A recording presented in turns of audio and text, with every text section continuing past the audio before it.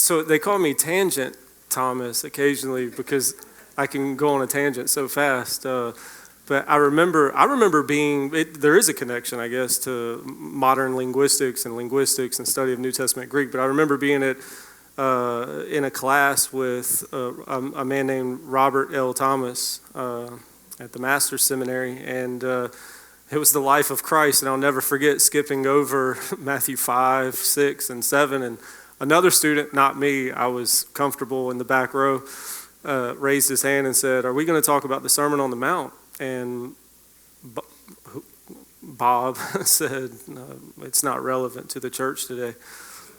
And I posed a similar question to Ben years and years ago about what he would do with Ezekiel 40 through 48. And I'm still waiting for the answer. But if you haven't, by any chance, read Robert L. Thomas's critique of modern linguistics, I think that'd be a good place to start. You could find it at the Master's Seminary Journal online, free, where he discusses it. I think he's wrong. He's now with the Lord, but I'm thankful for people that challenge what other people say. I'm thankful for when someone like Stan stands up here and makes a comment about a modern Greek grammar that looks a little different than his. I'm thankful for the people that help us to think outside of the box, and perhaps that's the greatest benefit of modern linguistics when it comes to the field of New Testament studies, is that we're now challenged to do more than just think about what words mean by looking them up in a dictionary, or which really only gives you a gloss most of the time. And there's more to studying the New Testament. There's more to studying the Greek New Testament than just looking up words in a dictionary. And so electronic tools. Do me a favor, if you don't mind, and maybe turn to the person beside you and take maybe 15 seconds, or I'll go Bucky on you, and I'll go all Winter Soldier if you take too much longer. And just with the 2 or 3 people around you, just someone ask the question, what do you think of when you think of electronic tools in New Testament Greek, or the Greek New Testament, and see what you come up with.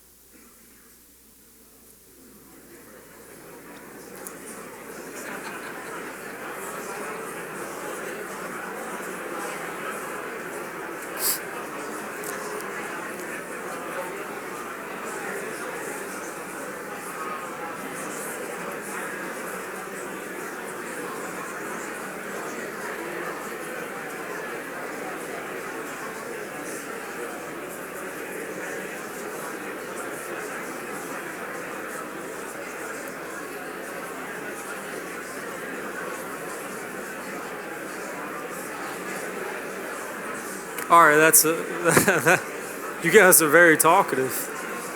Woo. Okay. Ahora necesito hablar en español. Quizás si escuchas algo diferente me ahora. Okay. So I'm just gonna point to maybe a few people, and you just tell me what you came up with. Yes. What'd you say?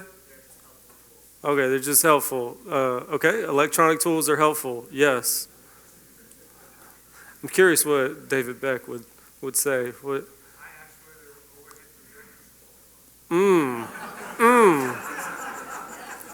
So Carl Sanders, who teaches at Capitol, was showing me the other day the micro, whatever, the slides that they would use for showing people different forms, because they didn't want to spend all the time writing it out.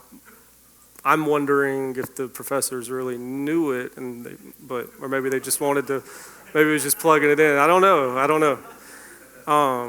Maybe one more. Where's someone else that's just dying. Yeah, you. Well, they only allow you to do with the data what the creator of the program is interested in doing with the data. The fact that you mentioned a program is interesting. All right, so that leads me to my first delimitation, and that is that this can't be a commercial for Bible software. That's Proctor's job for Logos Bible software, and it's the Accordance. It's their responsibility on the Accordance blog. Unfortunately, I'm not going to be able to do that in this presentation. With that said, everybody needs to have Bible software and needs a program to leverage technology for the sake of the gospel. And there are going to be some parts of this presentation where I'm going to have some plugs. I think if we're still using paper, then we're probably not living in the world God wants us to be living in. With that said, I'm using paper. And I still carry my Greek New Testament with me everywhere I go. I was sitting with Rob Plummer at a B&H academic luncheon. I can't remember in what city it was. I think it was maybe this one was in San Antonio, and he saw, this is a different Greek New Testament, but Rob saw my Greek New Testament with me. He said, I just love seeing someone with a used Greek New Testament. It was falling apart and was taped up about like this one is. This one is special to me because this one was given to me by David Allen Black, and it's a Greek Latin diglot, and it's the one I've been choosing to carry for the recent past. But anyways, here we go. Technology changes so fast that a chapter on electronic tools in New Testament Greek is almost futile. The good news is that Greek grammars come out about as often, so there's ample opportunity for someone else to amplify whatever's discussed here and hopefully excise whatever becomes out of date and otherwise not useful. What follows in this discussion is going to be not an exhaustive list of materials, but is going to be what I want to include. This is my decision on what to include with some annotation about content and how the tool can be used in the study of either New Testament Greek or in the study of the Greek New Testament. So I've decided to break it up into 4 categories: language acquisition, textual criticism, lexical analysis, and syntactical analysis. 4. We're going to skip or try to skip somewhat over language acquisition, but remember the context here is people who have 1 year of Greek, not 20 years of Greek behind them. Okay, so maybe some of you are going to feel like I'm talking below you, or however you want to, but imagine you have 1 year of Greek if you're the Greek scholar. And if you only have 1 year of Greek, I'm talking right to you. And here we go. Language acquisition. At the very least, to use Greek, what do you need? Basic proficiency? Yep. What does that mean? Foundational knowledge of the Greek, I'd say vocabulary. Access to and a willingness to consult throughout your studies one or more Greek grammars. More Greek grammars, the better, old and new. And an edition of the New Testament in Greek. So having a copy of everyone in here has a copy of a modern Greek edition? Modern edition of the Greek New Testament, that is? Yeah, I mean, I'm actually going to encourage you to stop using your modern critical edition in some ways. I know, Bucky, right? But I am, but it's for a good reason. I think the reasons that exist for a modern critical edition are not the same ones that existed in the early 16th century when they began to be printed and published. And because of that, we might want to rethink why we use them. Their real value is where? The apparatus. So use them for the apparatuses and maybe explore what the world of electronic resources has to offer, like 16th century New Testament. New Testament's in Greek, New Testament's in Latin, et cetera, et cetera. All right. So students need to remember that there's more than one edition of the Greek New Testament. We don't need to be edition junkies. We need to recognize that there are more than one. Nestle Aland 28th edition is available via the United Bible Societies, via the Academic Bible, and United Bible Society's 5th edition is also available at the same location. I gave you all the links that are in this presentation, with the exception of a few. And then I thought there was a video. Oh, my bad. Oh, there it is. So I just made a video instead, so you guys can just, if you have vertigo, just be careful. Because there's some fast sliding to other pages and stuff, so just be careful. So you can download, you can access the text of the Nestle Aland 28th edition, the United Bible Society's 5th edition. You can download a copy of the SBL Greek New Testament, which was edited by Mike Holmes. Keep in mind the apparatus to the SBL Greek New Testament is going to be different. Do you know why? Because it's not dealing with manuscripts at all. What is it dealing with? Just other editions of the Greek New Testament and where divergence or similarities exist. You can download the SBL Greek New Testament on the SBL site. You can also access it via Bible Gateway and a number of other places, such as Logos Bible software. Logos, if you get there was an advertisement up here for Logos 8 Basic Academic. Did you see it? Okay. They give you the entire Greek New Testament tagged.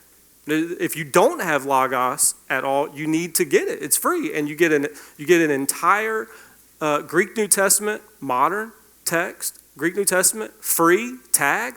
You get a Greek lexicon. You get Lexum textual notes, which comes up in the next section on textual criticism.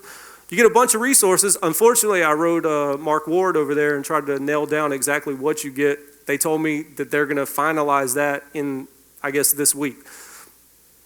So I can't tell you. I thought I was going to break news, but I'm not. Okay. So that's what the SBL Greek New Testament is just going to tell you where their text is in agreement or in disagreement with the readings found in Westcott Hort, the text behind the NIV, the Goodrich text, which came after the publication of the NIV, which is it sounds kind of crazy too, and also the Robinson-Pierpont edition. The Robinson-Pierpont edition, by the way, is also available for free. Michael Palmer's done a great job as far as updating that online for everybody so that it's searchable and accessible. You can find that. The 2018 edition is right there on your handout. Crossway has recently come out with a New Testament. I'm not entirely sure how different it is, to be honest with you, but you can access it over at Crossway's webpage. The Greek New Testament produced at Tyndall House. Be sure you use the original language tools. I don't think I pulled that one up for the video. Look, let's skip some of the modern critical editions and just talk about what about earlier editions.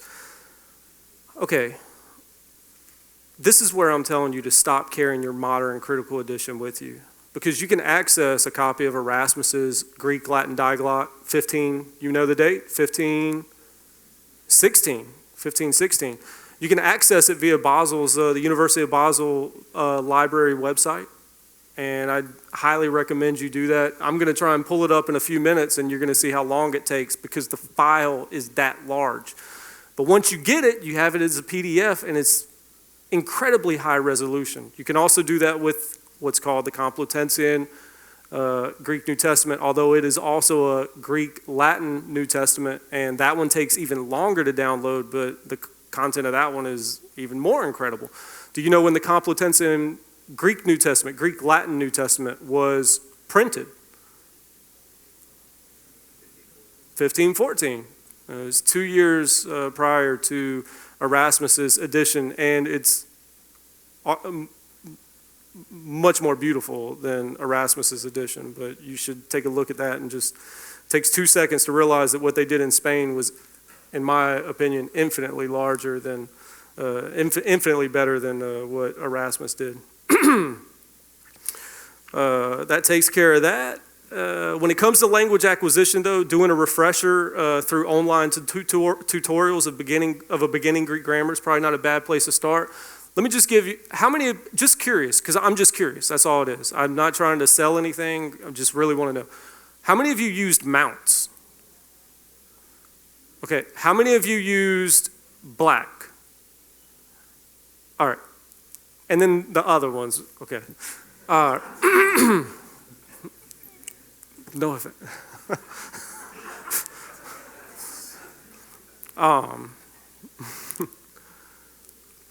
Okay, so if you used mounts, maybe you should, if you were going to do a refresher, maybe you should use black, just to get something different. And maybe if you used black, if you were going to do a refresher, maybe you should use mounts.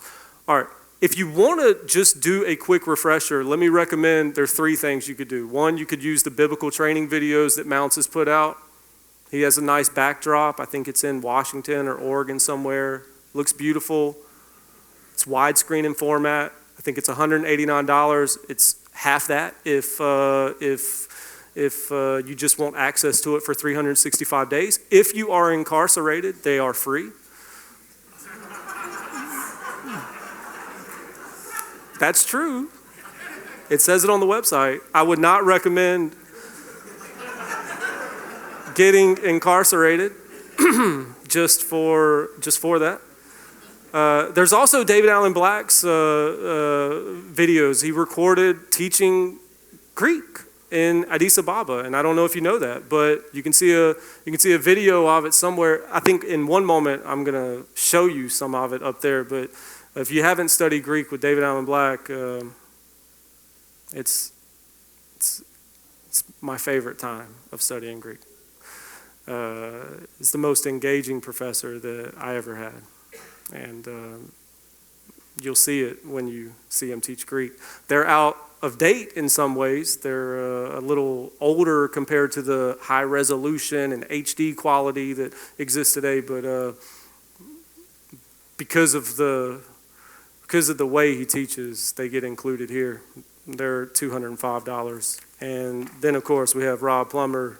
If you don't want to spend any money and you don't want to sacrifice anything on the quality or the content, Rob Plummer's Daily Dose of Greek. If you're not looking at Daily Dose of Greek on a daily basis or every other day, then you should and you need to. But there's also a tab up there that says Learn Biblical Greek. It's deceiving because when it comes up, it looks like that's the only thing that's there. Scroll down and then you find a video, a tutorial using this incredible gadget that he has in his office to write and use different colors and all sorts of stuff, and it grabs his voice. And it's free, and you definitely need to look at it. It's priceless. There's other things going on with the Daily Dose of Greek website that you should be familiar with. Up here that popped up a little while ago was the New Testament Greek portal. If you're not familiar with the New Testament Greek portal, you need to be, because it's incredible. Basically everything, with the exception of probably 10 things I'm going to talk about today, is found somewhere on there. So do me a favor and take a look at the New Testament Greek portal. I don't want to talk about vocabulary. Do you use Quizlet? All right. Do you still use it? Are you still learning vocab? All right. Let me just make one observation about vocabulary. I think when we think about vocabulary, we're always tying it to a Greek grammar. Always. Let me challenge you to think about learning vocabulary for New Testament Greek, learning it without thinking about a Greek grammar. So one of the things that you could do with Logos is you could use what they have called a word list, and you can isolate all of the words that are found in any of the Greek New Testament text. You just select docs, you click new, you do something else, you scroll down, and there's something called Logos wikis. So you want a tutorial, it's not right now. You go and find a tutorial you type in Logos, whatever you want to do, there's a tutorial. Am I right, Steve? Everything you want to do in Logos, there's like incredible videos for. But why not learn Greek vocabulary by studying a New Testament letter? We do it with 1 John by the time you get to Greek 2 or Greek 3, but why not keep doing that as we're learning New Testament Greek? One of the best ways for students to reinforce their grammar is by using something called a visual filter. If you want to quiz yourself on different grammar forms, you could do that inside of Logos using a visual filter. For example, you set it up so that it highlights inside of the New Testament, highlights all of the imperfect indicative verbs with all of the aorist indicative verbs. And you know, chapter 7 in Dave's book is the one that causes all the trouble because that's when all the real irregularities start. Well, you do that, and instead of learning a paradigm, you actually learn through induction how to distinguish between an imperfect and an aorist. What are you looking for when you're thinking about an imperfect or an aorist? What's the difference? You're looking for either the aoristic aspect morpheme or the stem change. All right. So at the very least, you're able to move through a text and practice in ways that doesn't tie you to an exercise section at the end of a chapter in a Greek grammar. You get to broaden the ways that you're studying Greek grammar, and you also can check yourself too, right? Because you just hover over the word and it tells you what the answer is. All right. So that's language acquisition. There's so much more. Please go to the New Testament Greek portal, go to the left column, and there's so many tools there for that particular category that you won't run out of stuff if that's what you're looking to do. Textual criticism. So not surprisingly, the focus of Greek grammars is on Greek grammar, right? And that's usually what the focus is when you're in a Greek class. The focus of your professor is what? Greek grammar. That explains how so many people who take Greek never learn anything about textual criticism, because the focus has been on what? Grammar. It's not good, folks. The good news is there's numerous electronic resources to catch up on the subject. And see, look, I told you the backdrop. Did you see it? It looks incredible.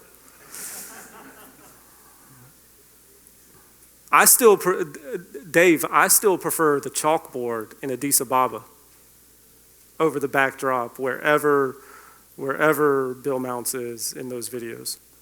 Sometimes he's in his house, it looks like. So if you want to know what his house looks like. So there's numerous ways to catch up on the subject of textual criticism. David Allen Black has got a few studies on the New Testament Greek portal. If you click on My Greek Tools, one of those happens to be Textual Criticism of the New Testament. Gives you a nice introduction. Another thing that I would point out is the Center for the Study of New Testament Manuscripts. If you go to the Center for the Study of New Testament Manuscripts, you look at the top, there's like a little, I don't want to get too technical, so I'll just talk Southern. They got little buttons you can push at the top. You click the one that says iTunes. And iTunes, they have some podcasts that you can get. The first one's called they have some courses via podcast, and the first one's called The Basics of New Testament Textual Criticism. It's 15 videos.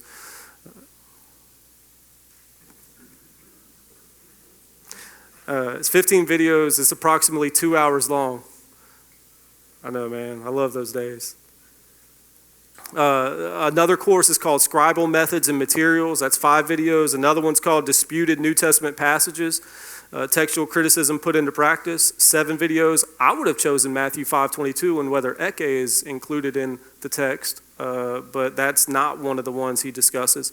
Number 4 is Famous Manuscripts and the Stories Behind Them.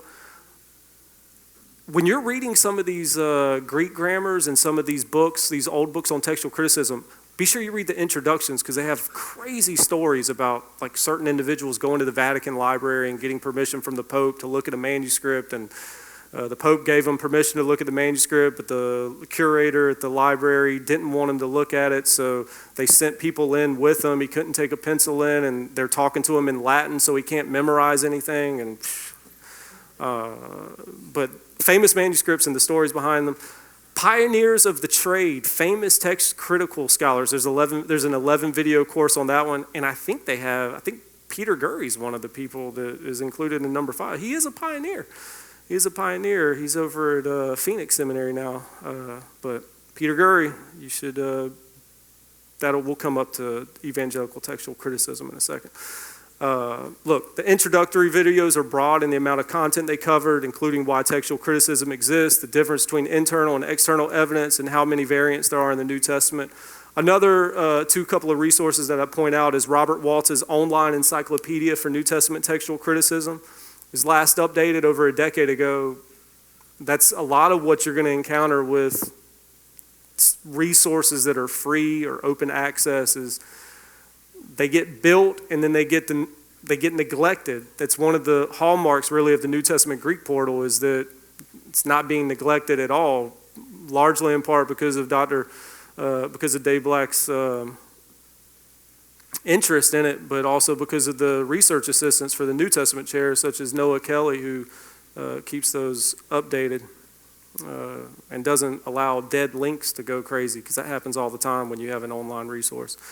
Waltz's online encyclopedia is helpful for an introduction to all sorts of textual topics, such as Byzantine priority. If you wanted to know what Byzantine priority is, he's got a discussion on it. Some people might say a slanted, but everything is kind of slanted when you're evaluating things. The other one that I'd mention is Ralph Bruce Terry's Open Access Orientation to Textual Issues in the New Testament. That's called A Student's Guide to New Testament Textual Variants. His purpose was to provide those who had never studied Greek with an explanation for textual footnotes that are found in several modern translations of the Bible. Listen, the fact that people in your churches don't know about textual criticism is evidence that they at least don't read the footnotes in their English translations. It's probably more so evidence that they're not even reading their English translations. But if you can get people to read their Bible, and you can get people to talk about Jesus Christ, you have done it all. You're like, but those are the two hardest things to get people to do in local church ministry. What Ralph Bruce Terry put together is similar to Metzger's A Textual Commentary on the Greek New Testament. You can see a sample. I think I gave you the link for it for Omanson's text, which is an adaptation of a textual commentary on the Greek New Testament. And then we mentioned Logos 8 Basic Academic. Remember, I told you that there was a Lexum, something called the Lexum Textual Notes on the Bible. Well, if you go to Logos and you wanted to purchase it, I think it's $24.99. But if you get Logos 8 Academic free, even if you already have Logos 8 Platinum or something, it's free. So that is it's a really nice resource, because not only do they talk about New Testament textual criticism, but they're also talking about something that is even less discussed in biblical philology, and that's Old Testament textual criticism, which I know very little about, except what I've encountered in that. I can't show you what Terry's text looks like, but that's it, actually. Then there's something that I'd like to point out that's it's by a guy named Wieland Wilker. It's called an online textual commentary on the Greek Gospels. The reality is there's nothing in print that even compares to what he's put together. I don't know what he does, but he's in Europe, and I think he's an engineer for some reason. Do you know? I think he's an engineer, but if you go to the website that I gave you, you will not find anything that's on par with what he's put together. It's incredible. The format looks a little goofy sometimes, perhaps, but the scholarship is excellent, and the way that it presents the textual evidence is incredible. You may or may not agree with the conclusions he makes, but at least he gives you conclusions about how he's interpreting the data. Remember I told you the need for a modern critical, the need for an edition of the Greek New Testament is different today than it was in the 16th century. Remember me saying that? The need for it today is what? Prior to electronic resources, it was so that you could have access to the data, the apparatus. Where are manuscripts different? How do you evaluate those? That was the real value in it. Now with resources like what Wilker's put together, you can access the data at least in part without even your modern critical edition. Look, the resources so far help you identify textual issues that are present in the New Testament, and they'll help you start thinking through the evidence as well. What about actually viewing New Testament manuscripts? There was a time when philologists had to spend exuberant amounts of money or travel great distances by ship. They had to get on four-legged creatures, and they had to endure Vatican library curators that seemed like Bucky. And that's not the case today. Anyone can look at these manuscripts. So via the New Testament virtual manuscript room, has anyone, how many of you have been there before, like on the New Testament virtual manuscript room? And for the ones that haven't, now we know. You can go there. You're going to see it in a second, I think. This is Wilker's this is what his webpage looks like, and the commentary for Matthew, Mark, Luke, and John is it will pop up in a little bit. The New Testament virtual manuscript room. So I told you maybe we could stop walking around with our Greek New Testament, even though I walk around with mine. But what about we want people to look at their Greek New Testaments every single day, right? We want them to be reading from their Greek New Testament every single day. Okay, here's an idea. Instead of going to your dining room or your kitchen counter and flipping open your Greek New Testament that looks not that exciting. Why not go to the New Testament virtual manuscript room, and why not click on Manuscript 2, which Erasmus used between 1514 and 1516 to put together at least the gospel part of his Greek New Testament. Why not? See, why don't we expand what types of resources we're looking at? I'm telling you, if you go look at Manuscript 2, you're going to at least have more fun for a week or two in using your Greek New Testament.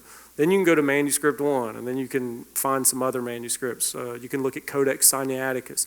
By the way, Codex Sinaiticus, Codex Vaticanus, you can access them even outside of the New Testament virtual manuscript room. You can go to the Vatican's website, and they've got this huge digitization project.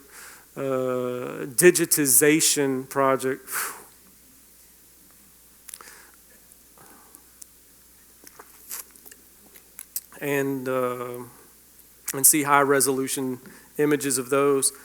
The goal is we want to start engaging the New Testament text in a different way, and we want to start thinking about, for me at least, I want us to start thinking about the Greek New Testament outside of a paper grammar, and start thinking about the things we want people to be able to do as they study the Greek New Testament. We want you to be able to think about tense, voice, mood, person, number, gender, things like that. That's going to come up in syntactical analysis. But we also want you to be engaging the text and engaging manuscripts. And there's no reason not to start doing that now. Some of you, after 1 year of Greek, maybe this wouldn't be too far of a stretch. But as you're going through the INTF page or the New Testament virtual manuscript room, why not start just tagging what the content of a page you read is? Just where does it start and where does it end? It starts in Matthew 4, verse 2, and it ends in Matthew 4, verse 18. Be a huge help to the database, but it also, in my opinion, be more fun than looking at the Nestle Aland 28th edition. Or one of the other ones. So besides the sheer nostalgia of using one of the manuscripts Erasmus used between 1514 and 1516, when we start taking a look at the actual manuscripts, we can begin to imagine the birth of some textual issues.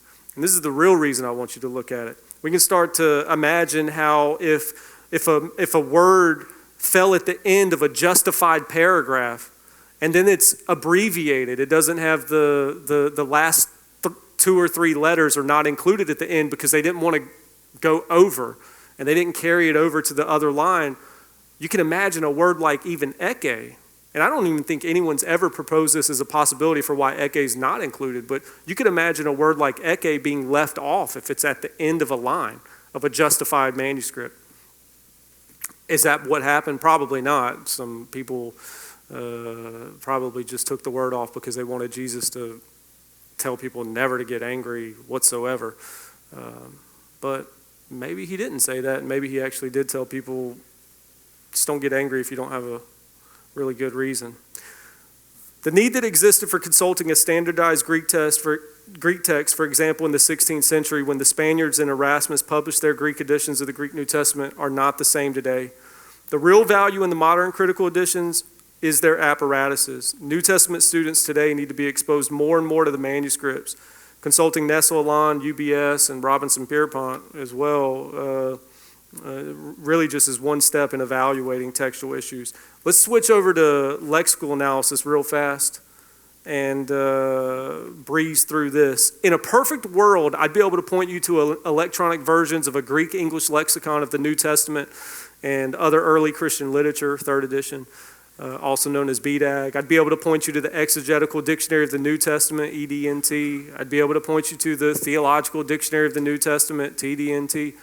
I'd be able to point you to Louw-Nida and some other things. I'd be able to point you to all these, but unfortunately, the only way to get those is how? You have to buy them, and you need a copy of BDAG, and you ought to have a copy of Louw-Nida. But let's assume that you're not going to go out as soon as you walk out before dinner and go buy a copy of BDAG and Louw-Nida and all this other stuff. Let's imagine you're not going to do that and approach it that way. First year Greek. There are a number of resources in the public domain, but not everything out there is worth incorporating into your studies. Bible software is probably more important with lexical and syntactical analysis than with any other area of exegesis. The capacity of Logos Bible software in accordance to synchronize data and filter searches, for example, saves time by allowing all your lexicons to open up in one location without having to search for entries. There's more to studying your Greek New Testament than doing word studies. Agreed?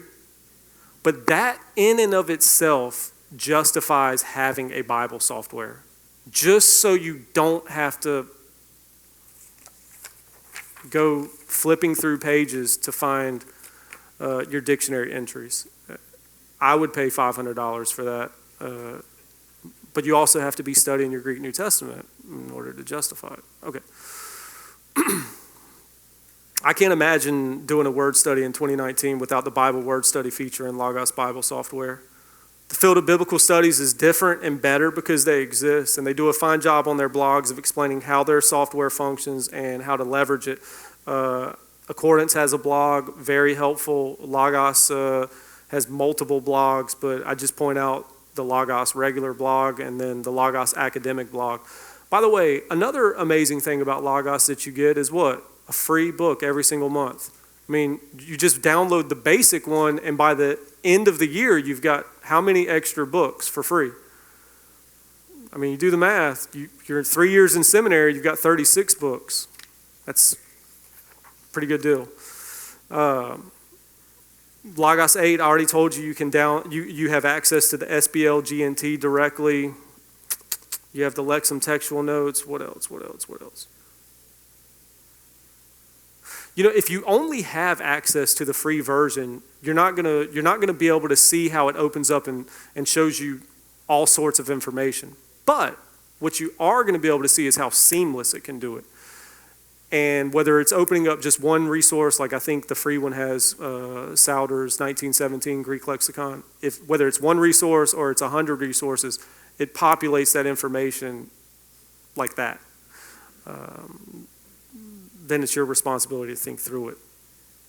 Ask a 21st century statistician if they want to go back to the days of manually entering data points.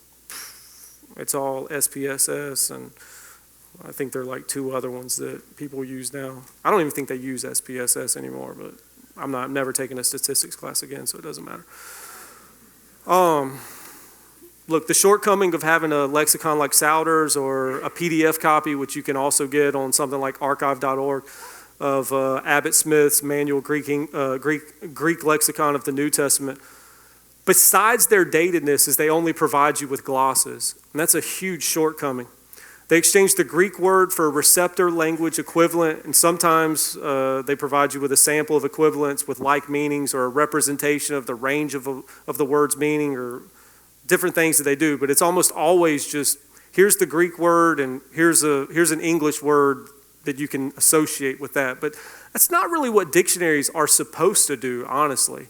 That's why Souders was called a pocket lexicon. You walk around with it. As you were trying to learn this, you had your pocket lexicon, but someone who's doing serious study in their Greek New Testament needs to get away from the dictionaries at the back of their Greek grammars, and they need to get away from pocket dictionaries. Fortunately, lexicographers are changing the way they present lexical data. Lo-Nida, for example, put together a dictionary that presented Greek words according to related categories called semantic domains instead of ordering them alphabetically. Think about the Greek word agapao in John 21:15 through 17. Keep in mind there are 95 semantic domains in their dictionary. This word, noun and verb, are combined in their dictionary, is marked 2543. 25 corresponds to the domain attitudes and emotions. It also has a subdomain, which is love, affection, and compassion. 43 just indicates it's the 43rd word in that domain. So, all right, Lo-Nida also provides you with an actual definition. In that case, for agapao, it's to have love for someone or something based on sincere appreciation and high regard. You can agree or disagree with the definition, but these things get you at a starting point for thinking through what a word means. Then you have to go analyze where it's found in the New Testament and where it's found even in non-biblical literature. Have you ever heard someone draw the distinction between God's love and human love, or divine love and human love? We need to be really thankful for modern linguistics, because that's when the sounding alarm started to stop doing the crazy stuff with words, word studies. Unfortunately, someone like Ben Baxter, who studied at McMaster Divinity School, fortunately, he went through and showed how it's happening even in modern commentaries, where the influence of modern linguistics and the sounding alarm that went out from Jim Barr and D.A. Carson's later D.A. Carson's exegetical fallacies, where they identified all these word study fallacies, they still continue in the commentaries. I mean, it's pretty scary that stuff still happens. It's not the church is not the called out ones, right? Because ek and kaleo. You know, when I'm in D.C., I like to tell Greek students, who would like to go to the National to the National History Museum with me on the National Mall, and they have the butterfly exhibit over there where you have to pay. It's the only thing on the National Mall you have to pay for. But I've never paid to see the butterflies, just to clarify. But I always encourage students to try going there and do their word study tricks with the butterfly experts, because they have butterfly experts there, and tell them, I know you know what butterflies are, but I'm actually a linguist and I've been studying this, and you know what a butterfly really is? It's a stick of butter and with wings, but no one's ever done it, and so it's only a 5-hour drive, but you have to be back tomorrow. They're not open tonight, so maybe plan a Monday trip. Look, consulting a resource like Lo-Nida, which presents data alongside some commentaries, can protect you from arriving at some of those incorrect interpretations. There's one problem: you need a copy of Lo-Nida. Online, you can at least see the domains, and I gave you the link to that. There's another resource that's in Cordoba, Spain, part of the semantic analysis research group, which I'm a part of. They're continuing their work on something called the Diccionario Griego Español del Nuevo Testamento. What time is it? We started the video late, didn't we? Is someone holding up an iPad when I'm supposed to stop? I thought that was happening. Oh, perfect. Because there's not much for syntactical analysis, and that's the problem. Look, the Diccionario Griego Español del Nuevo Testamento is a huge development. Hopefully work on the online edition is going to continue and it's going to remain free. The entry for agapao includes a general definition, sample glosses, 3 different sememes with specific definitions pertaining to each, and corresponding verses in Greek and Spanish. You don't speak Spanish, so you're like, why do you tell me this? I don't, look, it's dangerous to tell someone to use Google Translate, but when you go to the website, trust me, go to the website, copy the web address when you get to like agapao, copy the web address, and then plug it into Google Translate. Just to see what's being done in Spain. It is a completely different concept for a dictionary, and hopefully you'll benefit from that. I've given you some other resources for the DGE, the TLG, other things like that. Let me just make a couple of final comments about syntactical analysis really fast as we finish up. Syntactical analysis is everything. We need to get beyond just looking at words and what words mean even on the sentence level. We need to start thinking about syntax more broadly, and that's why a conference on linguistics is so helpful, because that's what linguistics really is trying to do, is get people thinking about language in a bigger way and get people thinking about text in a broader way. And so that's good. The problem with syntactical analysis and electronic resources is it just kind of depends. You have to be a really creative person to search. One of the things you want to learn how to do is search using Google Books. Type in a commentary. You can search for anything, but search within particular books. You can find web pages devoted to journals like the Southeastern Theological Review or Biblical and Ancient Greek Linguistics Journal. New Testament Greek portal under linguistics has an entire section devoted to all sorts of specific studies related to syntax. But you have to be creative in how you search for them. Logos will help you, accordance will help you, but again, you have to have Logos, and I'm not entirely sure everybody's going to walk out and buy a copy. Let me just say this in conclusion. You have to decide where you invest your time and your energies. My own experience and the path I recommend for others is to learn Greek as you study the New Testament. Leverage the resources available to you. Carry your Greek New Testament with you everywhere you go. Better yet, take a trip back in time and just start using Volume 5 of the Complutensian Polyglot or Erasmus's rushed attempt to outdo the Spaniards. That's what it was. Read broadly. Read broadly. Push yourself beyond the free resources on BibleGateway.com. Think past the glosses. Keep going back to your Greek grammars. More than identifying the tense, voice, mood of a verb, ask why a New Testament author used that one and be willing to figure out the meaning, what the meaning would have been had that author chosen something else. Learn about textual criticism. Look at the manuscripts for yourselves. Trust me, you're going to enjoy looking at a Greek manuscript, especially one with some historical significance, more than you're going to enjoy looking at your modern critical edition. And as tempting as it is to have shelves and shelves of books, go digital. The New Testament student that lives in the world of nostalgia does herself no favors as well. Living in the past, that is, doing New Testament studies with paper books alone is dangerous to your pursuit of knowledge. Today our tools are changing, and the best students of the New Testament are going to be those that change with it. Thank you.